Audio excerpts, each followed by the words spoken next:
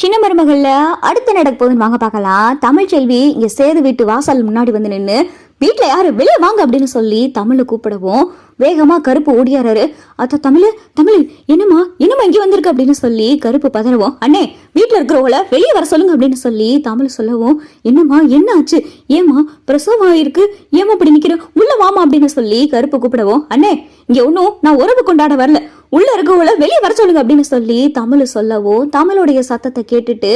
வேகமா மோகனா ஓடியாராங்க. தமிழ்ச்செல்வி தமிழ்ச்செல்வி அப்படின்னு சொல்லிட்டு வேகமா மோகனா பக்கத்துல வரவும், போதும் இங்க யாருக்கிட்டையும் நான் உறவு கொண்டாட வரல, என் பிள்ளைய வாங்கிட்டு போக வந்திருக்கேன், எந்த உரிமையில என் பிள்ளைய நீங்க வச்சிருக்கீங்க அப்படின்னு சொல்லி தமிழ் கேட்கவும், ஐயோ தமிழ்ச்செல்வி அப்படின்னு சொல்லி மோகனா பதறவும் வேகமா ஈஸ்வரி ஓடியாருது. நல்ல சாக்கா போச்சு, இந்த குழந்தைய அப்படியே இவகிட்ட தள்ளி விட்டுற வேண்டியதா அப்படின்னு சொல்லிட்டு ஈஸ்வரி, அம்மாடியம்மா தமிழ்ச்செல்வி உன் குழந்தைய நாங்க ஒன்று வச்சுக்கலாமா, உன் குழந்தைய தாராளமா நீ எடுத்துட்டு போலாம் அப்படின்னு சொல்லி ஈஸ்வரி சொல்லவும், சொன்னா மட்டும் பத்தாது என் குழந்தைய எடுத்துட்டு வாங்க அப்படின்னு சொல்லி தமிழ்ச்செல்வி சொல்லவும் வேகமா உள்ள ஈஸ்வரி போய்,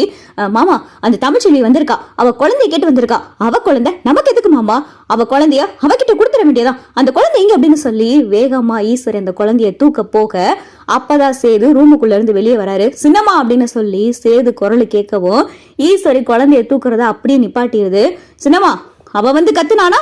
குழந்தைய ஏன் அனுமதி இல்லாம தூக்கி கொடுத்துருவீங்களா, அவ கேட்டா நான் கொடுத்துறணுமா, இது ஏன் ரத்தம், ஏன் பிள்ளைய நான் அதுக்கு அவகிட்ட கொடுக்கணும் அப்படின்னு சொல்லி சேது கோவப்படவும், சேது நீ இப்படி சொல்றப்பா, ஆனா அவ வீட்டு வாசல்ல வந்து அவ்வளவு ஆங்காரமா கத்திக்கிட்டு இருக்காளே, அப்ப அவகிட்ட குழந்தைய கொடுக்கணும் தானே, அவ குழந்தைய வாங்காம போகிற மாதிரி தெரியலையே அப்படின்னு சொல்லி ஈஸ்வரி சொல்லவும், அவ கேட்டா நான் உடனே கொடுத்துருவேனா, அவகிட்ட நான் பேசிக்கிறேன் அப்படின்னு சொல்லிட்டு சேது வேகமா குழந்தைய தூக்கிக்கிட்டு வெளியே வராரு. ஏய் என்னடி போன பிரச்சனை, எதுக்குடி வீட்டு வாசல்னு கத்திக்கிட்டு இருக்க அப்படின்னு சொல்லி சேது கேட்கவும், நல்ல கதையா இருக்கே, என் பிள்ளைய எந்த உரிமையில யாரை கேட்டு தூக்கிட்டு வந்தீங்க அப்படின்னு சொல்லிட்டு தமிழை கேட்கவும், இங்க பாரு இந்த குழந்தைய நானா உன்கிட்ட இருந்து உனக்கு தெரியாமலா ஒன்னு எடுத்துட்டு வரல, அப்படியே நான் எடுத்துட்டு வந்தாலும் யாரும் என்னைய எதுவும் சொல்லவும் முடியாது, இந்த குழந்தைய கொண்டாந்து கொடுத்தது அப்பத்தாதான், அப்பத்தா சொன்ன காரணம் எனக்கு நியாயமா பட்டுச்சு, என் பிள்ளை ஏன் ரத்தத்தை நான் வளர்க்கறதுல உனக்கு என்னடி அப்படின்னு சொல்லி சேது கேட்கவும், ஆஹா நல்லா இருக்கேன் உங்க கதை, எப்ப இருந்தா இந்த பிள்ளை பாசம் வந்துச்சு, இன்னொருத்திக்கு நிச்சயதார்த்தம் பண்ணையில பிள்ளை பாசம் வரல, இன்னொருத்தி காலத்துல தாலி கட்டையில பிள்ளை பாசம் வரல, இப்ப மட்டும் உங்களுக்கு பிள்ளை பாசம் வருதோ, இந்த குழந்தை அரின்னு சொல்லி வயிற்றுல சலிச்சப்ப உங்ககிட்ட சொல்லணும் வந்தேன், நீங்க என்ன சொன்னீங்கன்னு உங்களுக்கு நல்லாவே ஞாபகம் இருக்குமே, இந்த குழந்தைக்கு உங்களுக்கும் சம்பந்தம் இல்லைன்னு பேசுனீங்க, இந்த குழந்தைய வேறொருத்த ரத்தம்னு சொன்னீங்க, இப்ப வந்துட்டு குழந்தை பாசம் அப்படி துடிக்குதாம்ல, ஒழுங்கு மரியாதை பிள்ளைய கொடுத்துருங்க அப்படின்னு சொல்லிட்டு தமிழை கேட்கவும், முடியாதுடி இந்த பிள்ளைய உங்ககிட்ட கொடுக்க முடியாது, உன்னால என்ன செய்ய முடியுமோ செஞ்சுக்கடி அப்படின்னு சொல்லி சேது சொல்லவும், இது நல்லா இருக்கே, என்ன செய்ய முடியுமா கேட்டீங்க, உங்களை மாதிரி ஊரு பஞ்சாயத்தெல்லாம் கூட்ட மாட்டேன், கோர்ட்ல கேஸ் போடுவேன், கோர்ட்ல கேஸ போட்டு என் பிள்ளை என் பக்கம் எனக்கு வாங்கிக்கிறது தெரியும் அப்படின்னு சொல்லி தமிழ் சொல்லவும், ஓ அப்படி வரியா, போடி போய் கோர்ட்ல கேஸ போட்டு கோர்ட்ல சொல்லுவாங்கல இந்த பிள்ளை உனக்கு சொந்தமா எனக்கு சொந்தமான, இல்ல ரெண்டு பிள்ளையுமே கூட எனக்கு சொந்தமாக்கிக்கிற எனக்கு தெரியும்டி, உன்கிட்ட இருக்க ஒரு பொம்பளை பிள்ளை அதையும் என் பக்கம் எனக்கு வாங்க தெரியும் அப்படின்னு சொல்லி சேது சொல்லவும் ஈஸ்வரிக்கும் ஐஸ்வர்யாவுக்கும் பயம் ஆயிருது. இந்த ஒரு பிள்ளைய வச்சுக்கிட்டு எப்படி அந்த பிள்ளைய தள்ளி விடலான்னு பாக்குறோம், இதுல இவே வேற அந்த பொம்பளை பிள்ளைய சேர்த்து வாங்கலான்னு சொல்றானே அப்படின்னு சொல்லிட்டு ஈஸ்வரி பதறுது. வேகமா ஐஸ்வர்யா, மாமா அவதான் வந்து கேட்டுக்கிட்டு இருக்காளே, அவ உறவே நமக்கு இல்லைன்னு ஆயிப்போச்சு, அப்புறம் என்ன மாமா, அவ குழந்தை அவகிட்ட கொடுங்க மாமா, உங்களுக்கு நான் பிள்ளை பத்து தரேன் மாமா, நமக்கு பிறக்க போற குழந்தைய நீங்க வளங்க மாமா, எதுக்கு மாமா அவ குழந்தை நமக்கு அப்படின்னு சொல்லிட்டு ஐஸ்வர்யா சொல்லவும், ஐஸ்வர்யா அப்படின்னு சொல்லி இங்க சேது கைய ஒசத்தவும் ஐஸ்வர்யா பார்த்தா கப்பு சிப்புன்னு வாய முடியாது, இங்க யாரும் எதுவும் பேசக்கூடாது, இது எனக்கும் என் குழந்தைக்கு இருக்கிற சம்பந்தம், வேற யாரும் வாய கூட திறக்க கூடாது அப்படின்னு சொல்லி சேது சொல்லவோ ஈஸ்வரி ஐஸ்வர்யாவும் பார்த்தா கப்பு சிப்புன்னு வாய மூடி அமைதியா நின்னுருதுங்க.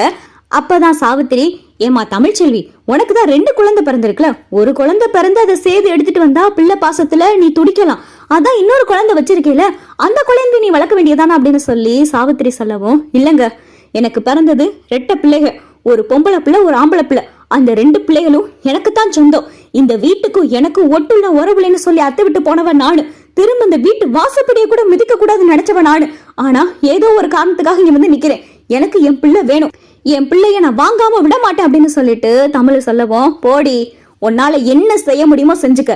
என் பிள்ளைய என் அனுமதி இல்லாம இங்க இருந்து உன்னால எடுத்துட்டு போக முடியாதுடி அப்படின்னு சொல்லிட்டு சேது குழந்தைய தூக்கிக்கிட்டு வெறுன்னு உள்ள போகவும், பாத்துருவோம் கோர்ட்ட கேஸ போட்டு இந்த குழந்தை எனக்கு சொந்தமாக்கி காட்டல, என் பேரு தமிழ்ச்செல்வி இல்ல அப்படின்னு சொல்லி தமிழ் சவால் விட்டு வர, அப்பத்தா அடியே அந்த பிள்ளை அங்கேயே இருக்கட்டும்டி அப்படின்னு சொல்லி அப்பத்தா சொல்லவும், போதும் அம்மாச்சி, நீங்க செஞ்ச காரியத்தினால நான் எம்பிட்டு கோவத்துல இருக்கேன்னு உங்களுக்கு தெரியாது. உங்க மேல இருக்கிற மதிப்பு மரியாதைனால மட்டும்தான் நான் இவ்வளவு தூரம் அமைதியா இருக்கேன். இதே இது இந்த காரியத்தை என் அம்மாவோ அப்பாவோ செஞ்சிருந்தாங்கன்னா அவங்க கிட்ட நான் பேசுற விதமே வேற. உங்க மேல இருந்த மதிப்பு மரியாதையும் போயிருச்சு அம்மாச்சி. ஏன் பிள்ளை அம்மாச்சி, ஏன் ரத்தம், நான் அந்த குடும்பத்துக்கும் எனக்கும் ஒட்டுள்ள உறவு இல்லைன்னு சொல்லி அந்த ஆளு கட்டின தாலியை கூட தூக்கி எரிஞ்சிட்டு வந்தவன் நானு. அப்படி இருந்து ஏன் பிள்ளைய கொண்டு போய் அந்த ஆளுகிட்ட கொடுக்குறீங்களே அம்மாச்சி, உங்களுக்கு எல்லாம் நியாயமா படுதா அப்படின்னு சொல்லிட்டு தமிழ் கேட்கவும், அது இல்லடி, நீயும் சேதுவன் தாண்டி சேர்ந்து வாழணும் அப்படின்னு சொல்லி அப்பத்தான் சொல்லவும், என்ன அம்மாச்சி இன்னும் பேசிக்கிட்டு இருக்கீங்க, அவருக்கு இன்னொரு பொண்ணோட கல்யாணம் ஆயிருச்சு, அந்த பொண்ணு வாழ்க்கையை அவர் பார்க்க வேண்டாமா, அந்த பொண்ணோட வாழ்க்கையை நீங்க பார்க்க மாட்டீங்களா, அந்த பொண்ணு கழுத்துல அவர் தாலி கட்டிட்டாரு, இனிமேலு ஐஸ்வர்யாவுக்கு தான் அவர் புருஷன், அவருக்கு தான் ஐஸ்வர்யா பொண்டாட்டி, இப்படி 2 பேரும் புருஷன் பொண்டாட்டி ஆனதுக்கு அப்புறம் திரும்பி ஏன் குழந்தை அங்கே போய் கொடுத்து ஏன் மச்சி இப்படி எல்லாம் பண்றீங்க அப்படின்னு சொல்லிட்டு தமிழ் அழுகவும், நான் செஞ்சது ஒரு விதத்துல நியாயம் தாண்டி அப்படின்னு சொல்லி அப்பதான் சொல்லவும், நீங்க 1000 தான் சொல்லுங்க அம்மாச்சி, நீங்க செஞ்சது நியாயம் கிடையாது. நான் கோர்ட்ல நாளைக்கே கேஸ போடத்தான் போறேன். வக்கீல் லட்சுமி அம்மாவை பார்த்து கோர்ட்ல கேஸ போட்டு அந்த குழந்தைய என் பக்கம் சொந்தமாக்காம விட மாட்டேன் அப்படின்னு சொல்லி தமிழ் ரொம்ப ஆக்ரோஷமா பேசுறாங்க. சேது தமிழ் கிட்ட என்னதான் கோமா பேசினாலும் உள்ளுக்குள்ள குழந்தைய எங்க அவ வாங்கிடுவாளோ, குழந்தை நமக்கு சொந்தம் இல்லாம போயிருமோ அப்படின்னு சொல்லிட்டு சேதுவுக்கு ஒரு பயம் வருது. அப்பதான் ராஜாங்கம், சேது என்னப்பா தமிழ் இந்த அளவுக்கு பிரச்சனை பண்றா அப்படின்னு சொல்லிட்டு ராஜாங்க கேட்கவும், அவ என்ன பண்ணாலும் சரிப்பா, இந்த குழந்தைய நம்ம அவளுக்கிட்ட கொடுக்க கூடாதுப்பா, எனக்குன்னு இனி நான் வாழ போற வாழ்க்கைக்கு அர்த்தமா இருக்க போறது இந்த குழந்தை தான்ப்பா, இந்த குழந்தைய நான் அவகிட்ட கொடுக்க மாட்டேன்ப்பா அப்படின்னு சொல்லி சேது சொல்ல, அப்பதான் ஈஸ்வரியா ஐஸ்வர்யாவும், அவ கோர்ட்ல கேஸ் போடட்டும், இந்த கேஸ்ல சேது தோத்து தான் போகணும், அந்த குழந்தை அவகிட்ட தான் போகணும். ஐஸ்வர்யா, அதுக்கு முன்னாடி சேதுவை நீ கொஞ்சம் கொஞ்சமா உன் பக்கம் இழுக்கணும், சேதுவுடைய குழந்தை உன் வயித்துல வளரணும், சேதுவுக்கும் உனக்கும் பிறக்க போற குழந்தை தான் இந்த வீட்டுல இருக்கணும், அந்த தமிழ்ச்செல்வியோட குழந்தை இந்த வீட்லயே இருக்க கூடாது, அந்த குழந்தைக்கு இந்த வீட்டுக்கு எந்த சம்பந்தம் இல்லைன்னு ஆகணும். சேது கோர்ட்ல கேஸ் போட்டா அந்த கேஸ் நிக்கவே கூடாது, அந்த கேஸ்ல சேது தோத்து போகணும் அப்படின்னு சொல்லி ஈஸ்வரி சொல்லவும், என்ன ஆண்டி நீங்க இப்படி சொல்றீங்க, ஆனா அவர் குழந்தை மேல இருக்கிற பாசத்துல என் பக்கம் கூட திரும்ப மாட்டேங்கிறாரு, முன்னாடி கூட என்கிட்ட கொஞ்சம் பேசிக்கிட்டு இருந்தாரு, இப்ப இந்த குழந்தைய பார்த்ததுல இருந்து என் பக்கம் கூட வரக்கூட மாட்டேங்கிறாரு, இப்படி இருக்கையில அவருடைய குழந்தை இப்படி என் வயித்துல வளரும், எங்களுக்குள்ள எப்படி ஆண்டி எதுவுமே நடக்கிற மாதிரியே தெரியல, இந்த குழந்தை மட்டும் இல்லாம இருந்தா போதும் அப்படின்னு சொல்லிட்டு ஐஸ்வர்யா புலம்ப, இந்த குழந்தைக்கு அதான் அந்த தமிழ்ச்செல்வி உரிமை கொண்டாட வந்துட்டாலே, அந்த தமிழ்ச்செல்வி ஒரு முடிவெடுத்தா கண்டிப்பா அதை சாதிக்காம விடமாட்டா, படிக்கணும்னு சொல்லி சாதிச்சா படிச்சுக்கிட்டான இருக்கா, அதே மாதிரிதான் இந்த குழந்தைய இப்ப அவ பக்கம் வாங்கணும்னு சொல்லி துடிச்சுக்கிட்டு இருக்கா, கண்டிப்பா இந்த குழந்தைய அவ பக்கம் வாங்கிடுவா அப்படின்னு ஈஸ்வரி சொல்லிக்கிட்டு இருக்கு.